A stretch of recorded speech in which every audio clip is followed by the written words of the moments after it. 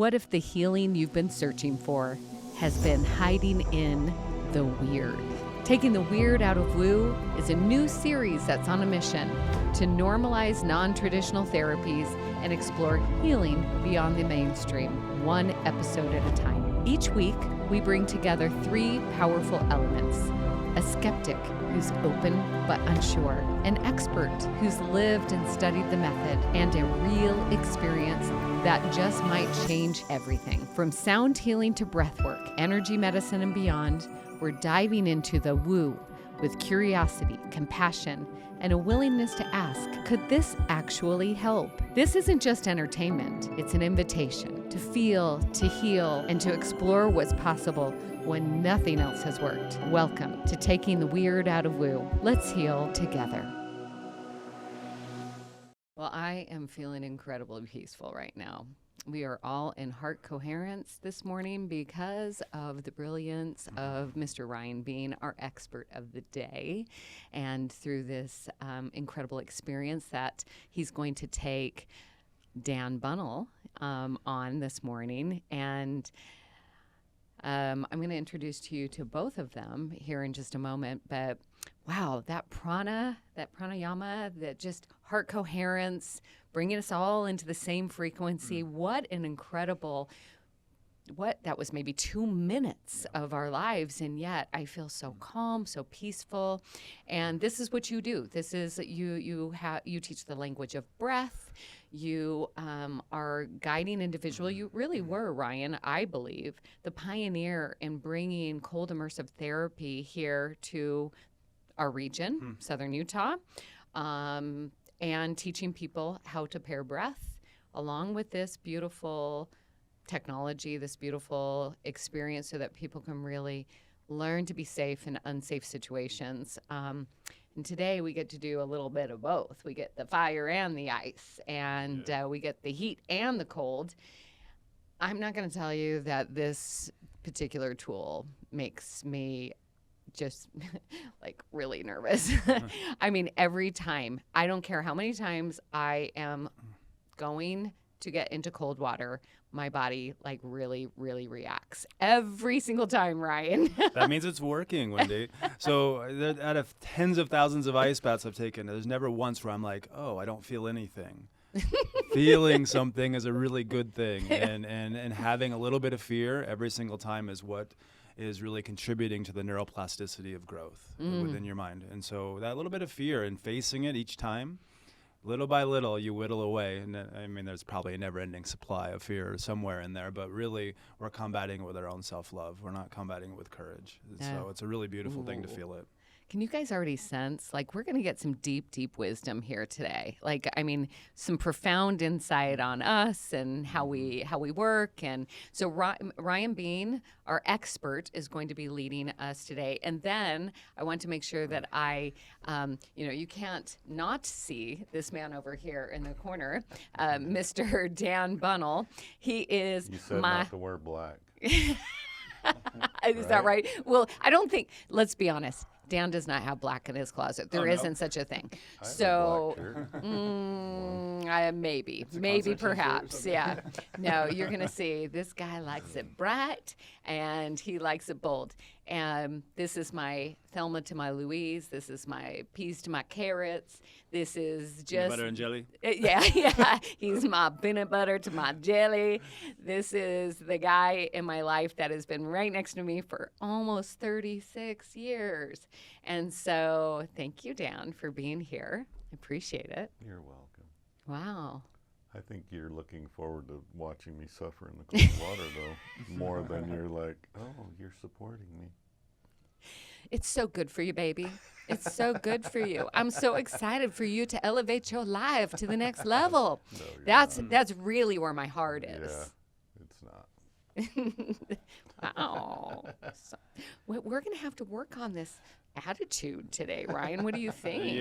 Yeah. A few extra minutes in the cold. Yeah. Great. Oh, okay. Thank you very much. I appreciate that. You're cold as ice. I was earlier this year. Yeah. This is round 2. So, at the beginning stages of this beautiful project, before I really marinated and saw the full capacity of it, you two were together in Fire Lake. We'll probably show those were beautiful pictures and It was a a good beautiful day. moment. It was a beautiful moment. And so today is just the second phase of this.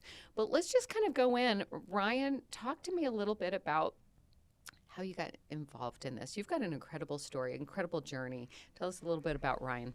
Okay. Well, after 10 years of military experience, and I learned a few breath techniques there, but it was mostly in the way of learning how to shoot a rifle. And I think we sort of emphasized that it was to calm your nervous system, but it was more that you don't move so much, while you're pulling the trigger. And that was really the only breath experience I ever had, other than being afraid, or taking a big sigh or something. But when I got out, I got out with a whole bunch of awards here on my chest, but another one right in my heart, and it was called PTSD. And we'll call it an award, I suppose, but it's a part of the experience. And at that point, I was exploring how to heal myself, and like many of us, we were given a diagnosis of take this pill, see if it works, do this therapy, see if it works. It's more hit and miss, and for me, I didn't want to be tested like that. I wasn't feeling that there was a whole lot of concern for my overall well-being. Yeah. It was really just like, let's get him in and out of here, out of the VA, And so I took matters into my own hands and started studying mental health. And I started to become an explorer of all things consciousness, because I knew that the problem that I was having with my own post-traumatic experience was right in here. It was right in my noggin. It wasn't, from that point, I guess it was in my cells too. And I knew that I couldn't heal it with any kind of pill or exercise, but I really needed to work on my mindset. And that led me to moving to India and exploring breathwork there. I lived there for 2 years, and my first time in the cold was such a profound experience for me. It was a very short one, but it was a very profound experience for me. I was in northern India, in Rishikesh, India. This was in January, and that's a very cold river in January, and there's chunks of ice floating by, and I got in because everyone else was getting in. They were bathing in it. They were, sort of having this experience where they call it the ghat, where they get in, they have this puja, they have this worship. And I said, I can do that too. There's all these ladies in saris doing it. I can do it. I got in and I got right back out. It was not a good cold bathing experience, if you will. And they weren't doing it to really cold bathe. They were just doing it to be part of the holy waters of Ganga. And I remember a gentleman said, you must use the pranayama. You must use the pranayama. And for me, I was very new to what pranayama was. And I said, okay, well, next time I go in, I'm going to, start doing some active breathing or do something and doing breath of fire. Yeah. Let's go in there. That's all I knew, That's all I knew. But which, for those watching, it's not the right one to use while you're in the water. Don't do that. But that's what I did because it's all I knew. Yeah. And that's really a lot of people's experience when they get into cold now is they do whatever they see on TV or what they know. And the thing is what we're here to distinguish is like what's right and what's wrong, right? Well, that was definitely wrong. But I was able to stay longer. And so something happened, and it was called presence. I was able to find presence instead of thinking about I must leave, I'm going to die in this cold water, I'm going to freeze, I'm going to get hypothermia, I'm going to get frostbite. It was me being present with my breath, and that allowed me to stay a little longer. Wow. Well, I came back and I started studying with this gentleman named Wim Hof, and I got Wim Hof method certified. Nobody knows who that is. I don't even know why we bring up his name. Yeah, Iceman, Wim Hof. Yeah, so started studying with him and teaching for that organization of Inner Fire, and lots of great experiences taking thousands of people into the ice and safely. returning them back, which I think is most important. Learned about some other breath. I mean, while I was in India, I studied a lot of breath work. I studied tumo breathing. I studied yogic pranayama. And when I got out, that was very fascinating to me because I was feeling clarity. Clarity in my thoughts, clarity in my being, clarity in my wakeful states, clarity in my sleeping states, like where I was even having more restful sleep. I was feeling better in my body, and I was having less of a desire to do things that were contrary to my good health. We'll say, I didn't have this desire to go drinking or go party, and I had this desire to work on me and read, and it was all coming from just being more conscious. And so I started to do more breath work, more other studies, and that's where Language of Breath came in. Okay, so Language of Breath, my buddy Jesse and I, we were both Wim Hof Method instructors together. Fantastic organization. We had great times doing it. But we knew that there was more than just one kind of breath. Right. We knew that. And that's where a lot of these breathwork organizations are. It's one type of breath, and those are great, and that's wonderful. But we know that our breath shows up in so many different states. It shows up when you get into the ice, like, and you need to calm down. And there's days where you need more stamina and you want more exercise related to, or maybe you want to expand your CO2 tolerance because you're going to go mountaineering, or maybe you just need to regulate your anxiety that you're carrying around, or maybe there's something else that's happening there with stress or with insomnia. One breath does not fit all. And so that led me down this great, amazing road that I'm still on with the Language of Breath. I'm an associate faculty for them, and we train hundreds of people every year to teach this methodology of awareness meets breath. Not just a technique. A technique is great and all, but awareness is the foundation to all positive change. And where we meet our unconscious being, the unconscious part of us, it's always thinking, it's always giving us chemicals, it's always responding to life for us, a way for our consciousness or our conscious being to say, I know the language that you're speaking. Because most of the time we have anxiety and we go, where does this come from? Why am I feeling this way? And then we get angry at ourselves or shame ourselves for being not in control. And our unconscious self doesn't speak English or Portuguese or Chinese or any of those languages that we know as a conscious being. What it knows is frequency, and it knows our emotional state, our feelings. It knows frequency and emotion. Right. And when we speak to ourselves in ways that are not so great, like, however we want to speak to ourselves, calm down, you big idiot, right? This is nothing to be afraid of. It's just reinforcing that we're out of alignment. Yeah.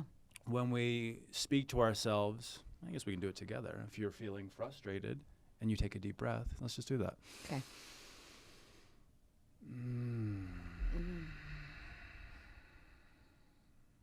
That tone is that of I love you, and I understand that you're out of alignment right now, and I'm here with you, and I'm not going anywhere.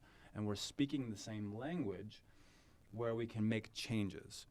By doing so, we become a team rather than there's this part of me that I don't understand that's out of alignment. There's this part of me that has desires, and there's this part of me that's feeling the cold.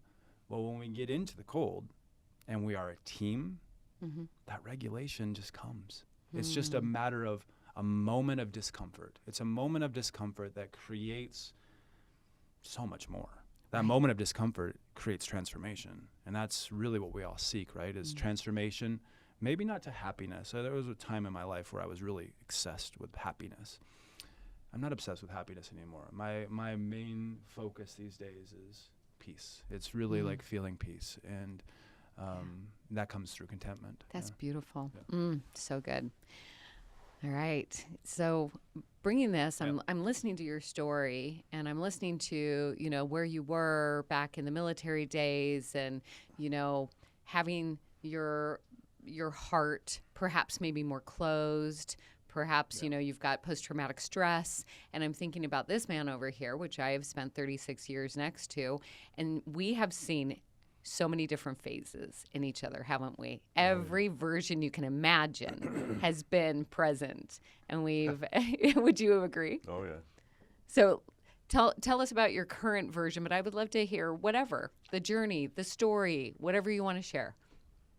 The current version is a more peaceful version, Mm-hmm. a lot less anger, a lot less fear.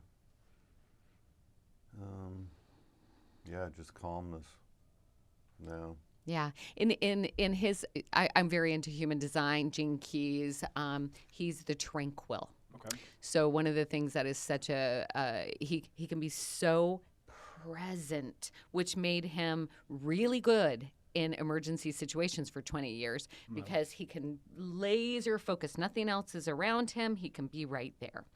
So it's a gift that is becoming more and more, I see it every day. But you also use those beautiful skills for however long. You want to share anything about those days? What do you mean when I was a cop? Mm-hmm. I really enjoyed the job. Mm-hmm. I always wanted to be a cop from the time I was 16 in like career day in high school. It took me until I was 30 before I started. Mm-hmm. I was one of the older guys in the class, and I really enjoyed writing tickets. I don't know why I enjoyed it. I enjoyed taking people to jail. Wow, every person's nightmare. Yeah, I was that cop, and I gave people a lot of breaks, but and then there were times like later on in my career, I was just thinking about this the other day that I pulled over a guy and he didn't have insurance on his car. It wasn't registered for like 3 years. And if he would have hit somebody, they're responsible for their damages, or if they would have put him in the hospital, they're still responsible for all that. He doesn't have to pay for any of that. They're going to sue him, but then what does he have? Yeah. And he's like, I have to drive. I have to go get a load of wood. And I'm like, well, I'm sorry, you can't drive. And then I went and I had this idea. I'm like, why don't I just get him a load of wood? So I talked to the department and my lieutenant, Brian Fletcher, and Brian's like, I can get a trailer. I can get a 1-ton truck. I know somebody, they've just donated a cord of wood, and then somebody else donated another cord of wood. And we had 2 cords of wood. We put it out on Facebook, and people were getting presents and gloves and coats and presents for them. It was Christmas time. It was Christmas time. Yeah. And Wendy was a big part of that because she's the one that put it on Facebook. But it was like, well, this all started from this man and the cord of wood and all of that. It was really amazing, and I would have never done that in the beginning of my career because I didn't really care. But my feelings came more in later. So I don't think that you give yourself enough credit. You had multiple life-saving awards. You were Police Officer of the Year. You really were a good cop. So yes, there were some power control issues, along the way. But, we grow, we learn, when we're not feeling safe, we do a whole host of things, right? And so it's been really, really an honor to watch you peel these layers of things off, and here you are, this incredibly tranquil, just present man, and here you are. yeah.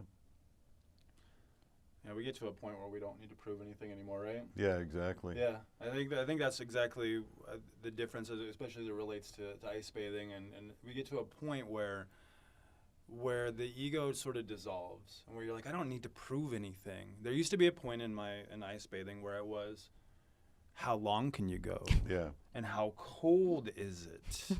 Oh yeah, how long have you worn, no shoes and you're in shorts in the middle of the winter? Like how? And people assume that's who you are because they put that, like they assume if you're a cop that you're this way. There's like, but when you're dissolving your ego and you have nothing left to prove, and all you really want is peace and harmony around you, that becomes less important. It becomes less important what you're going to prove and more of how you show up. I think, and for me, it was early on in my awakening days, of like learning about the way things are, where I had heard Mahatma Ji's quote about what his message to the world is. You know, when a reporter asked him what his message to the world was when he was on a train, and you know, and he said, "My life is my message.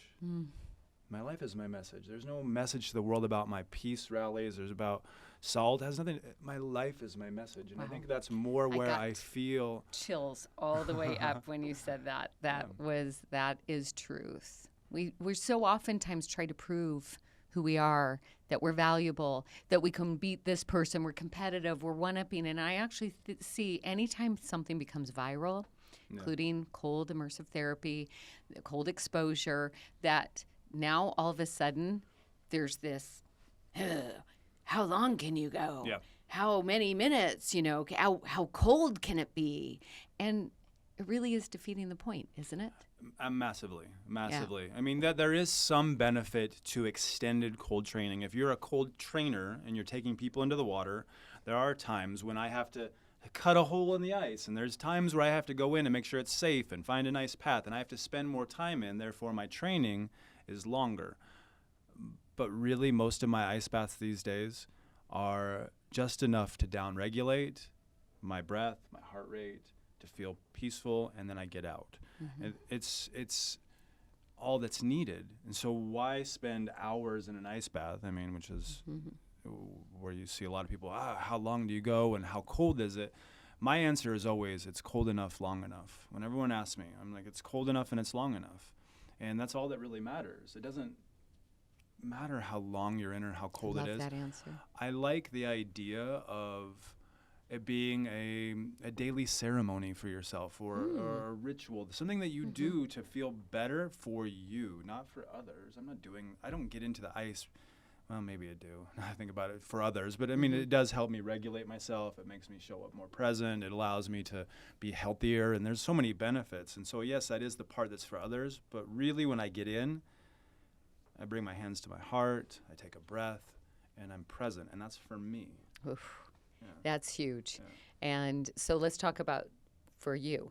Yeah. I'm just curious, just for my own understanding, you saw some of the ugliest sides of humanity for 20 years. And even though you've been out of it for roughly 6, 7-ish years, is there still that award in your heart that Ryan received, that post-traumatic stress?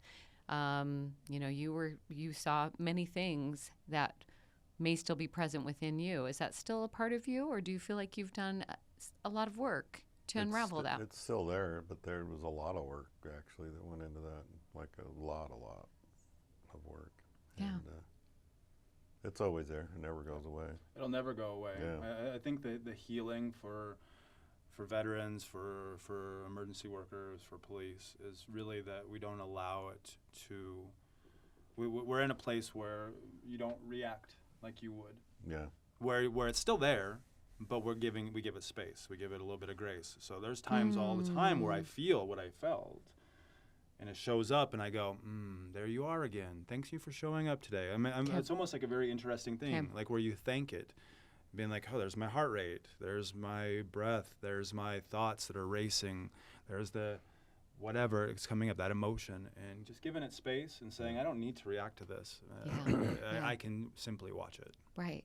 The more I hear people getting into this very healthy space, mentally, emotionally, physically, it's more of this deep acceptance for what is, the deep acceptance for right now. And maybe perhaps that is actually what this cold and hot is doing for us, is teaching us to downregulate so that we can be really hyper okay, even though, whether it's anxiety, whether it's post-traumatic stress, whether it's, something new that comes out, we have shifts and changes every single second, every single day, right? Not all of them are things that we would have chosen, right? Yeah. People behaving certain ways and we're shocked, or someone passing that we weren't expecting, or this bill coming in the mail from the IRS that you're like, oh my gosh, like they think I owe what, and yet I'm hearing that this way of learning, pairing with your breath, Yeah. accepting whatever is, could indeed help us with those moments too.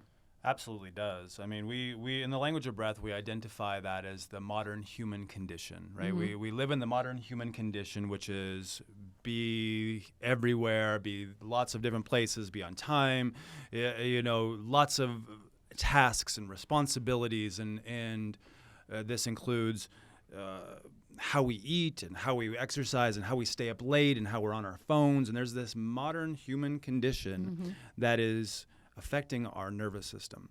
Yeah. And our nervous system hasn't changed much since, caveman days. I mean, maybe the Denisovans might have had something a little different, but really as our, what we know as human, hasn't really changed much. We still have the same reactions as we've always had. The problem is now it's not a bison that we're hunting or being chased by a lion. Now it's going to a Costco on a Saturday. That's what causes our nervous system to go nuts, right? Or it's taking care of a child who has colic, and this is what we're faced with the nervous system wise, and yet we haven't taught it as part of our curriculum of humanity that the speed of our breath certainly indicates our patience, our calmness, and even the longevity of our life. Is the slower we breathe day to day, the more peaceful we're going to be. And really the research shows that we're going to live longer. Yeah, they actually, I saw research of animals and their lifespans, and the ones that breathe the slowest have the longest life. They do. And it's not even, so the breathing is a paradox. We have to keep that in mind, that breathing is a paradox. That yes, we need to breathe slower and more mindfully, right? And through James Nestor's research, it's about 6 breaths a minute. Most of us breathe about 15 to 20. Yeah. But we also need to have moments of these more, what we call in language of breath is superventilation breaths. We need to have more breaths where we're training our palate, we're training our diaphragm, and we're moving through this chemistry or alchemy of us. And by doing so, we're preparing for those Costco moments. We're preparing our nervous system to where we're less reactive and more present. I mean, even within us, we have with language of breath, we have a department, if we'll say, but it's really just 2 guys who do strictly for law enforcement. And it's called Breathwork Tactics, and it's a way to down-regulate during those times of conflict or interaction, or if you're having to. If there is an actual shooting or something, to be able to down-regulate. And it started with our friend Jared. He was the chief of police out in Indianapolis, I believe. And we realized that there is a connection to how we show up as responders rather than reactors based on how we're breathing. And this is what you'll see in the ice bath is part of you wants to react in a way to self-preserve.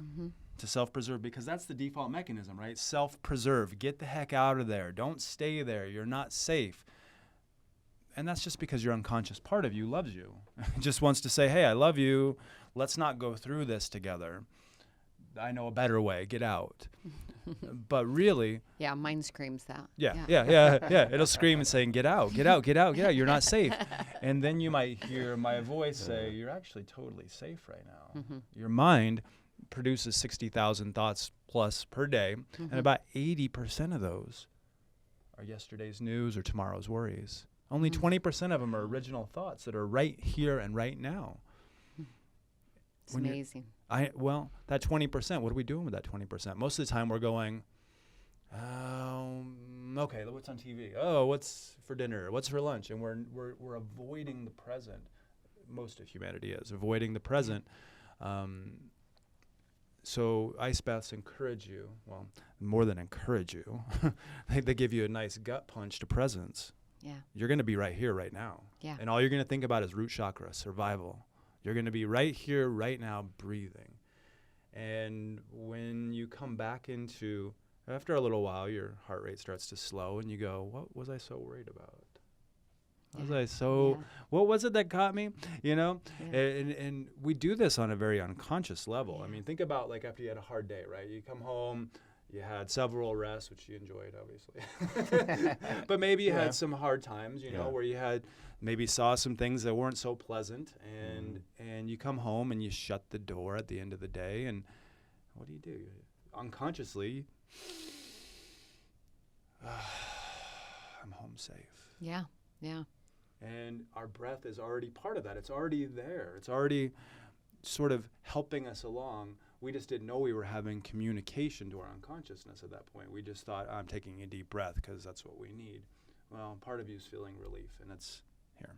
That's beautiful. Yeah. So, Dan, I mean, we've talked a lot about emotional reasons, you know, nervous system downregulation reasons. So if you would mind sharing, what are some of the reasons why you would even want to partake in this experience today?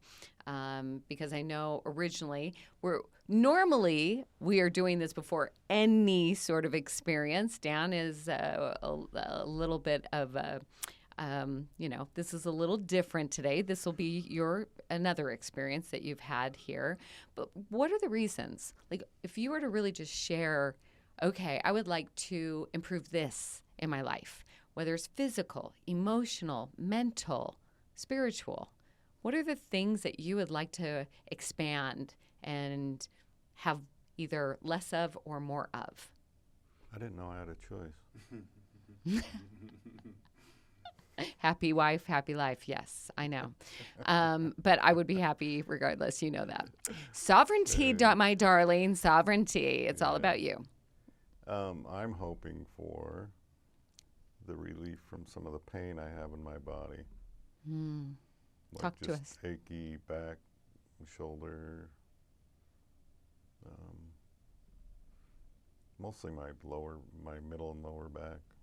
And your shoulder. Yeah. We didn't get my shoulder into the water though last time. We can fix that, Dan. No, We can and then fix I'm that. thinking- There's a deep pool. I wasn't sure if I should even say anything about that, 'cause then I'll be going under with my head too. Well, the never know. bonus is you don't have to be fully submerged to have the full body benefits. Yeah. But as part of our protocol, you're going to want to come down to your throat. That's where the vagus nerve is most dominant. That's where we want to be there. And plus, it's much easier to regulate if you're all the way in rather than halfway in, halfway out. But luckily, because of the research that did happen through Inner Fire and through Wim Hof, we do know that as we get into ice baths, and we're down regulating. So instead of just jumping in, jumping right out, that doesn't really give us much in the way of down regulation. But you get in and you sit and you breathe. And as you're down regulating the nervous system, the introduction of adrenaline and cortisol do come in. That's why we want to get out. That's why we want to run. But also as you sit, something really special happens. I mean, you start to produce more melatonin, which is creating more ease and more peace being there. And you also, we found that through different data samples and people ice bathing, is that we produce more interleukin, which is very beautiful. Interleukin is a cytokine protein, and this is an anti-inflammatory protein. So it's IL-6, 8, and 10. And they produce in very high levels. I mean, like we produce, something else that's produced when we get in is dopamine, massive, 300% increase in dopamine. Serotonin rises dramatically, and interleukin through the roof. And that anti-inflammatory protein is what will make your joints and back and whatnot feel better.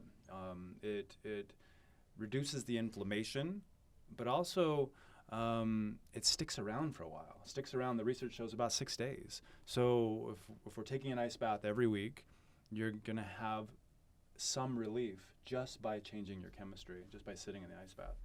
And I like to get in every day personally because I like how it feels. I like the adrenaline shot rather than a coffee, espresso shot. I like the ice bath shot. But the interleukin will help your body to feel really good. And this is why through the studies that Wim did at Radboud University with E. coli, that's why he didn't get sick. If you do that research, you can see he didn't get sick. People were, why is he not getting sick with E. coli? Everybody else is getting sick. Well, it was because there was no inflammation. When I came back from Prague at one point, I came back from on the airplane with COVID. I didn't feel it, didn't know I had it. I tested when I was in Prague, didn't have it, got back to here to Utah, and was tested positive. Took 5 ice baths that day. I took a lot. I said, I'm going to increase my interleukin. I'm going to make my body very alkaline by doing lots of breath work. And the next day, no signs. It was negative test. And it unbelievable. wasn't because I'm a superpower. It has nothing to do with it. It has to do with, like, I know the processes to feel better. And so I'm going to do them. You know, if I'm going to be sick, then I'm going to take care of myself. It's like many people, get me to a doctor, get me echinacea, get me vitamin C. For me, I'm like, get me to an ice bath, get me to do some breath work. And that's going to make my chemistry match my desired result, whatever That's I great. want. So. One thing you didn't bring up is sometimes we have an unwanted dance party at 2 a.m. in the morning with his legs. Okay. And there's times where I'm like, if he moves once again, I'm out of here. So is that something that can also benefit the restless leg syndrome? Yeah, I used to have that too. Yeah? Yep, I had restless legs. When I got out of the Navy, it was very much, I mean, my bed and my everything was about the size of this table, right? We call them coffin racks, and we lift them up, and everything was underneath it. And you had everything there, not very comfortable. You had little shades, whatever. But my legs used to do the same thing, where I'd shake, and it's sort of like I need to move, and I would stretch them out, and I'd try to find ways to get around it. And what I found is the vasoconstriction, vasodilation that comes from being in an ice bath, this closed and open feeling, allows more blood flow. Allows more blood flow to move, and I no longer have that. It doesn't show up at all. And I don't think that, it was just something that happened randomly to me and that it just went away. I think doing the work is what really fixed that for me, was the change in my vasodilation and constriction. And we notice this with a lot of, I wouldn't call that an autoimmune condition, but it's something that has happened over time, is lack of circulation, right? So, and we notice a lot of people who ice bathe, certain autoimmune conditions, the symptoms no longer become present. Raynaud's condition is one of them, where people who do that, which is a circulatory condition that reduces circulation to the extremities. Well, as they do ice bathing, that condition goes away, where someone who would normally put their hands in cold water, it would be white or blue in their hands, and for hours like that, that's no longer there. My beloved, she has fibromyalgia. Those symptoms don't show up anymore now that she's been ice bathing for the last few years. I mean, it actually went away quite rapidly when she first started. We see the same thing with arthritis, with RA, and a few other conditions, that this practice is training the parts of us that we can't see. We're training our bodies all the time, right? We're even you go to a fitness resort and they're talking about nutrition, even, which is part of the inside of you, but you're really training your gross matter, right? You're training, and really as yogis, we would look at ourselves as having 5 bodies rather than just one. Our one body is the physical body. Yes, it's great. We can feed it and exercise it and do all the good things for it. But what about this body, the brain, the mind? Yeah. That's a whole nother body that has to be worked. And then what about your prana maya kosha, the body that is your vital energy? Part of you that's your chakras, it's your breath, it's your heart rate, all these parts of you that are working when you're asleep. So there's something that's telling yourself to breathe and whatever. And then there's a few other bodies that we have to do with our higher self and our path to bliss. And those bodies need just as much attention, nutrition, exercise as others. And so ice bathing for me brings in, yes, the physical sensations and the interleukin and all that we talked about, but really I'm empowering my mind to say I can do hard things. Yeah, I can show up when part of me really screams, like you said it. No, I can show up because this training has taught me that. And so the restless legs is probably something that you've just had. And so the mind says we just have that. When I wake up in the night, I'm going to remind them we have this. It's there. It's part of me. But when it doesn't show up for a while, you forget about it. And you forget about it, and you forget about it, and then all of a sudden, where did the restless legs go? Where did that go? Yeah. And you don't think about it anymore. It's kind of like the itch that you just keep scratching until it's a wound, right? Let's stop itching, And the ice bath, it really helps with that. Really That's helps. Awesome. I have 2 more questions before we head over to the beautiful Plunge here in town. First, briefly explain for women. There's been this little bit of a conversation about it not being quite as healthy for a woman to do this, and that the cold temperatures don't need to be quite as cold. So perhaps just give us a little bit of information about that. Yeah. So the research shows many different things, right? Different researchers have different agendas and hypotheses that say, this is what I believe, this is what I want to prove that I believe, and this is the end result. And some of the research shows that the ice bath should be 58 degrees for 11 minutes a week. Okay, that's from Susanna Soberg. That was her research that said, let's do that, and that's what we should do. And that's really great research. I think that it's probably good to adhere to. I don't necessarily disagree with that. However, I think that I like my ice baths a little bit colder and for shorter increments multiple times. Okay. So what we've found is, we said every 6 days, the dopamines and the interleukin, we need that. So I wouldn't necessarily want to take an 11-minute ice bath as a new beginner.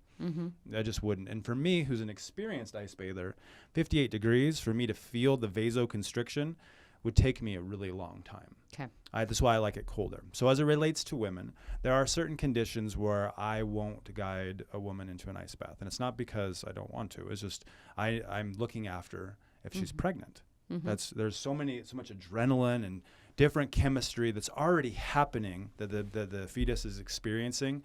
To introduce it into an extreme way could be potentially hazardous for the child, because they're going to feel a fight or flight. You're in a sympathetic dominant state when you get into an ice bath, so why let the child experience that? It's just not a good time.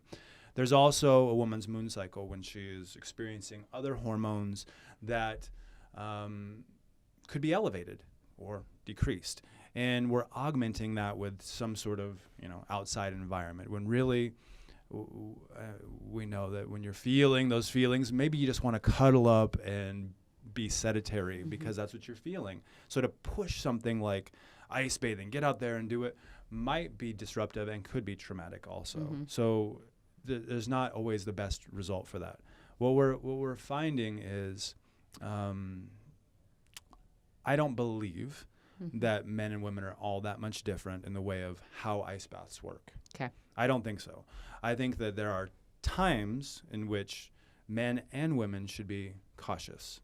And men, not necessarily because of hormones, but men maybe because of if they're having a current experience. Let's say you just had a really bad experience and you're like, I'm going to fix it with an ice bath. You might actually emphasize it rather than down-regulating it. Okay. And I would recommend that anyone check with their doctor, say, hey, this is what I'm working with, this is what I'm doing. There's a lot of great research out of there on both sides of that argument. Okay. Thank you. I appreciate that. The last question is, because we're going to be doing cold exposure, but we're also going to be doing heat exposure today. And so we're going to be going over to the beautiful Plunge, and we're going to be showing you around that incredible facility. One of the owners actually spent a couple of years in Finland, and in the Scandinavian countries, where I really believe that this technology, this tool really has been a part of their culture for hundreds of years, almost everybody up there has a sauna, and then they will go do the cold, right? But usually, she said, she was brought out to the pond, cut the ice out, and that's what they would do, right? And then they would go into the sauna. So could you explain a little bit of what heat therapy does as well? Yes. So with heat therapy, you're going to find, vasodilation, same, but you're still going to come back to your breath, right? It's hard to breathe when you're in there. It's really challenging to do that. There's a lot of benefits as it relates to your skin and also for down regulation for sleep time. So we have to look at this as opposites, right? So at nighttime, you get really hot and your body wants to naturally cool you to go into sleep. So it's a really good time to get into the heat. Ice bathing, for me, I would rather do the morning because you're cold and your body wants to heat you up and get going for the day. So you're having this mix of chemistry. The two together are beautiful. However, sometimes they're done back to back, like you just said. Yes. And I think for someone who has maybe done that their whole life, you're probably okay because you're in a really great cardiac health.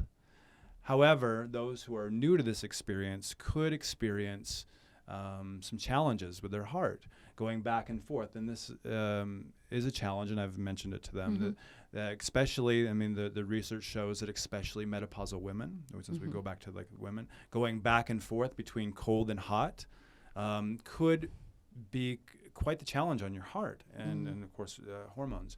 So I'll just stay in the sauna is what you're saying? You can, but you're going to get in the ice with us. But it's not necessarily dangerous. You just want to give yourself space between the two because so there's something called afterdrop that happens. Cold, you're getting vasoconstriction. You have cold blood stored in your extremities. Everything's squeezed up. You get into the heat, everything opens up, vasodilation. You still have cold blood here. It goes right to your heart if it happens too quickly. So it's really good to move and to warm up the body before experiencing heat. And it doesn't mean a long time. It just means, give yourself 5 minutes before you're jumping back and forth, where I see a lot of people will go in and out, in and out. Yeah, not healthy.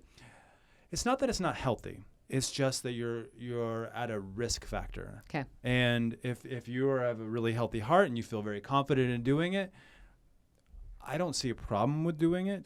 I just believe that I want to regulate one extreme before experiencing the other extreme. Beautiful. I'm excited. I also know that you were the one that taught me originally how to get myself into cold exposure. And I love some of the ways that you teach how to move, how to increase that circulation. And, I remember vividly you saying, don't do this when you get out because it can initiate some damage in my nerves. So I feel very safe to have you with this amazing man that is been my partner in crime for a very long time. And I'm excited to see how his body reacts so that he can have less pain, less inflammation, less dancing legs. That would be nice. I do love to dance, but not at 2 a.m. when I'm trying to sleep. So let's why don't we go over there and let's go see what happens. You ready? It's a great idea. It is a great idea. It's a great day. It's a great idea. You brought some shorts, Yeah. Oh, you just wait until you see his shorts.